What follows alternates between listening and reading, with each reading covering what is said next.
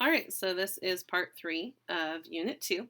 And in this video, this one will probably be a pretty short one. We're just going to be looking at division of polynomials.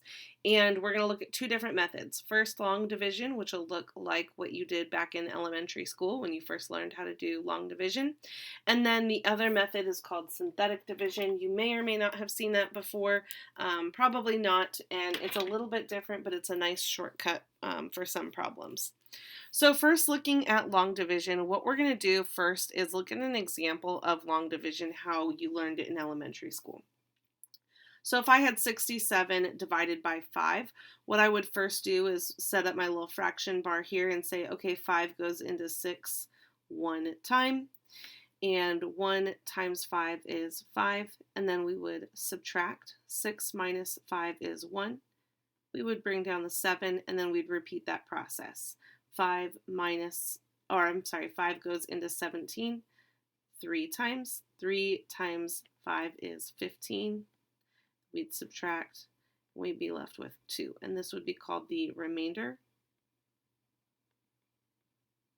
And our answer would be written as 13 and 2 over 5, our remainder over what we divided by.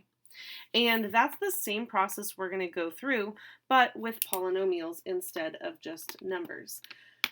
So when we're doing these types of problems, it's really important to be organized. If you are good at organization and keeping your work neat, that is really half the battle with these questions. What we're dividing by here, that larger polynomial there, is going to go underneath the fraction bar. X squared plus 10x plus 21. And then what we're dividing by is going to go out front, x plus 3. Now both of these need to be in descending order, meaning the largest exponent, and then the next largest, and the next largest, and so on. And then same thing here. Now the question we're asking ourselves is a little bit different than when we were doing it with numbers. Rather than saying x goes into x squared how many times, what we're going to be asking is x times what gives me x squared. And we're using this largest part here, not this part here. So x times what gives me x squared? Well, x times x. And you'll see that I'm going to keep things lined up with their like terms. So vertically, everything here will be just x's. Everything here will be x squareds. Everything here will be constants. So just like here, after I put the 1 up here, I said, okay, 1 times 5 is 5, and then I subtracted. We're going to do the same thing here. X times x gives me x squared. X times 3 gives me 3x. But we are subtracting. Those x squareds cancel, and I have 10x minus 3x is 7x, bringing the rest down. And now I repeat the process. So now x times what gives me 7x? That would be 7. 7 times x is 7x. 7 times 3 is 21. But we are subtracting. Those cancel. And those also cancel, and I have a remainder of 0. Now when we were doing this with numbers, if I got a remainder of 0, that means this divides evenly into this number, or this is a factor of this number. The same is true when we're doing with polynomials. If I divide this into this and I get a remainder of 0, that means this is a factor of this polynomial. This is the other factor. It also means it divides evenly. So my answer in this case would be x plus 7. That's called the quotient. Now the next one has a bit of a different setup here. We have this polynomial here that is not in descending order. So when we write it over here, we need to make sure that we put it into descending order.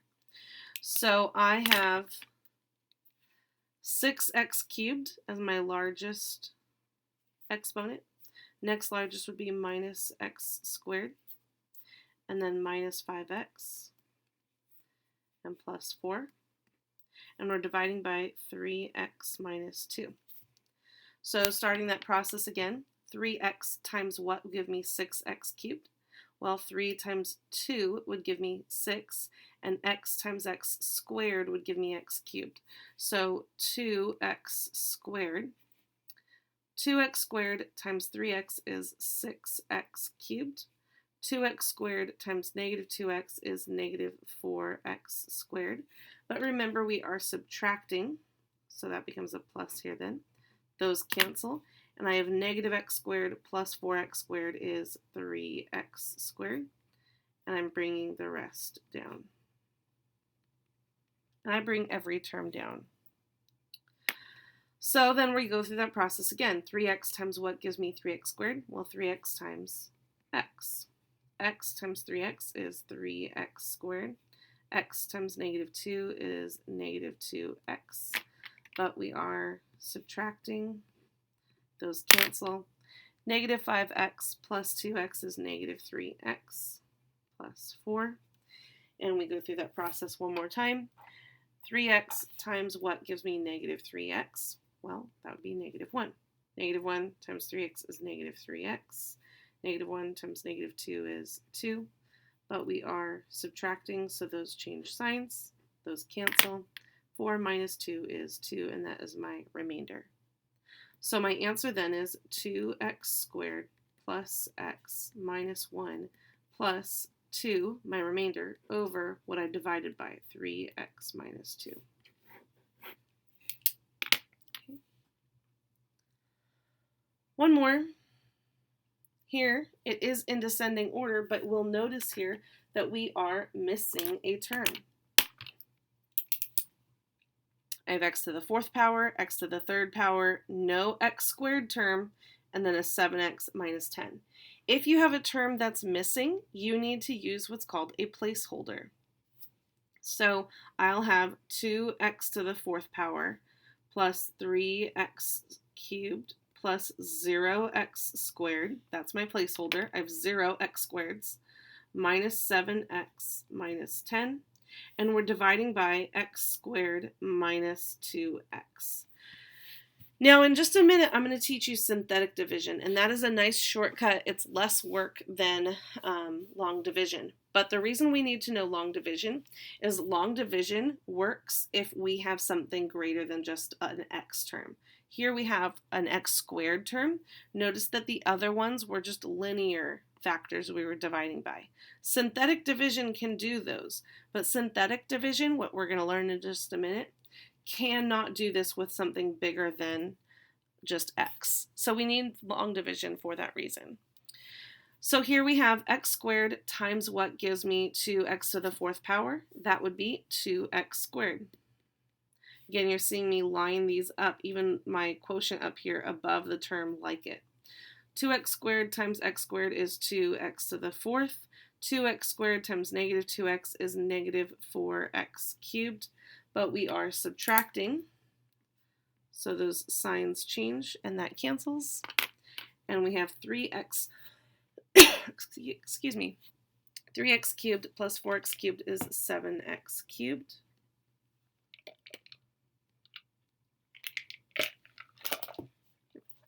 Minus 7x minus 10. And so we repeat that process again. X squared times what gives me 7x cubed? That would be 7x. 7x times x squared is 7x cubed. 7x times negative 2x is negative 14x squared. But we're subtracting, those signs change, those cancel. And I have 14x squared minus 7x minus 10. And then we repeat the process again. X squared times what gives me 14x squared? That would be 14. 14 times x squared is 14x squared. 14 times negative 2x is negative 28x. But we are subtracting, so those signs change, those cancel. I have 21x minus 10. And even though we have two terms here in my remainder, x squared can't go into something with just an x. So that means this is where we stop, because this is too big to go into this. So my answer then is 2x squared plus 7x plus 14 plus 21x minus 10 over x squared minus 2x. Okay. So that's long division. The other type that I mentioned that is a nice little shortcut is synthetic division. So in synthetic division, we only use the coefficients of each term. So what we'll do here is we will set these up using the coefficients. It'll be a little shortcut.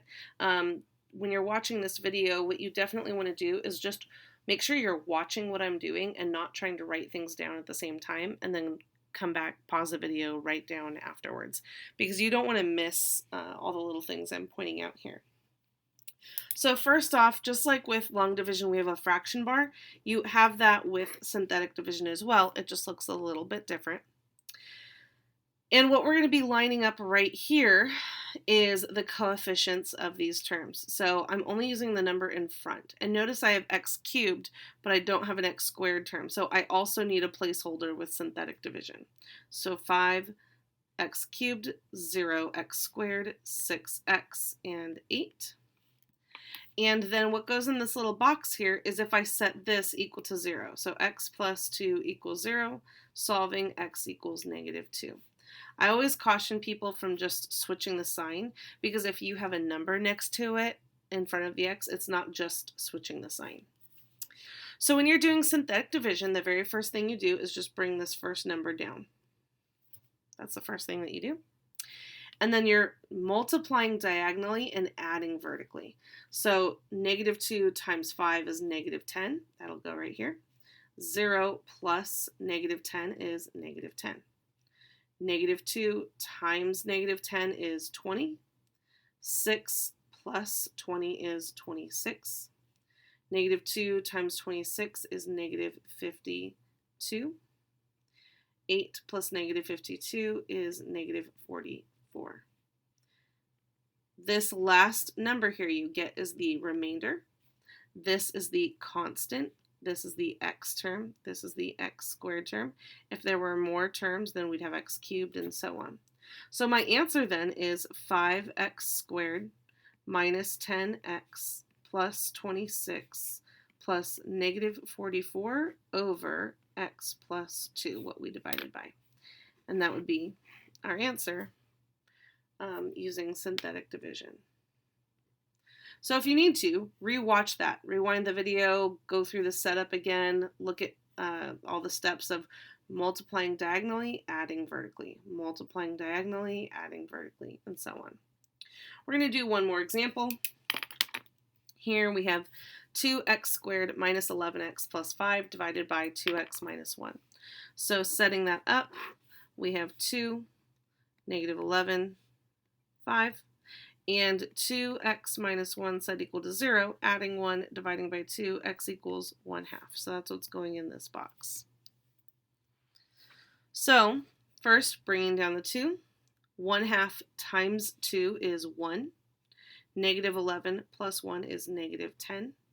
1/2 times -10 is -5. 5 plus -5 is 0. And again, if you get a remainder of 0, that means it divides evenly. So my answer here, this is my constant, this is my x, is 2x minus 10. Okay. And that's synthetic division. And that will bring us to the end of part 3.